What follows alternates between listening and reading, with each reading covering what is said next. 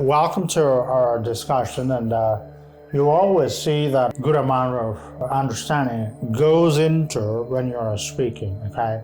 Speaking skill is really wonderful in many ways, but it is tough in a whole lot of ways. So why do we find speaking, public speaking, or speaking on the stage or presentation is a difficult skill? There are a few reasons, which are valid reasons. Why do I'm calling it as a valid reason is that it seems that we are really good with presentations, and it seems that we are really good with giving public lectures or speeches, but when we are on the stage, we start finding ourselves that we're lagging and we're unable to bring that impact or that proficiency in our presentation or public speaking. So this we all faced. Why it happens? Because many of these wrong assumptions about ourselves before you come on the stage get just vanished like this when you come on the stage. Because you'll come to know that you are really lack a good amount of skills, charisma to be impactful on public speaking. This you can only test yourself when you are on the stage. Unless you don't appear on the stage in front of 5,000 people, you'll never able to test. And you always feel that you're really good, but when you're on the stage, you'll know that that good is not serving you. So I invite people on the stage in front of 100 people or 200 people, and I want them to speak.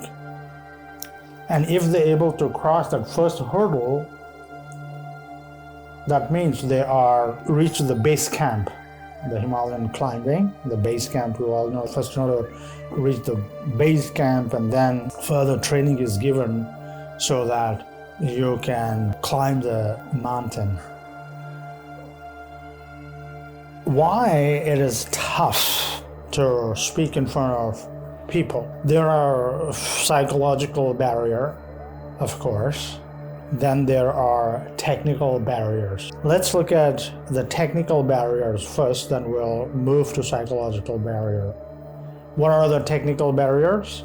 Of course, to speak on any subject, you need to know the subject, means you need to have the content, okay? You need to know the subject.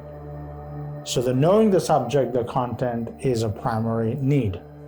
If you don't have, you need to acquire. If you have, great.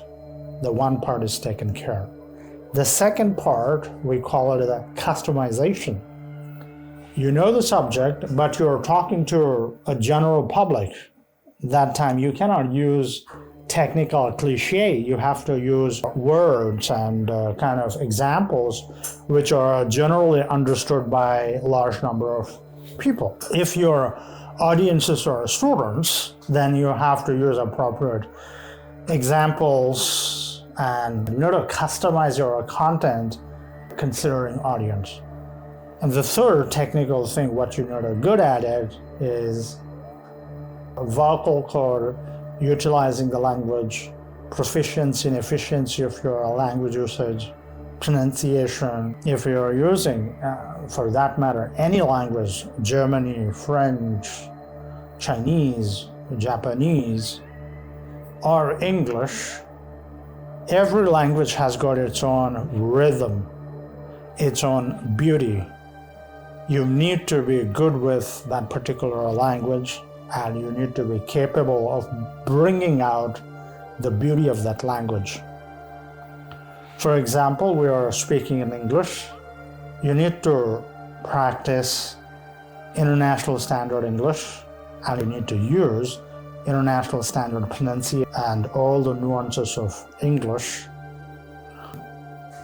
A large number of English speakers can understand you, and especially native speakers also understand you effortlessly. So we looked at a technical side of improving your quality and polishing your quality of public speaking. What are the technical side? Content. The first one, you need to be good with content. Second, you need to customize your content according to your audience. And lastly, you need to customize, but you need to bring that efficiency, proficiency of the language, whichever language you're using to speak, you need to sound closer to the native speakers. Now we move towards the psychological barrier. We looked at the technical barrier to become a better public speaker. So now we're moving towards our psychological barrier. The first psychological barrier is when you come on the stage, the fear of what others says about me and how they decode me, like do they consider me a good speaker or not, that haunts.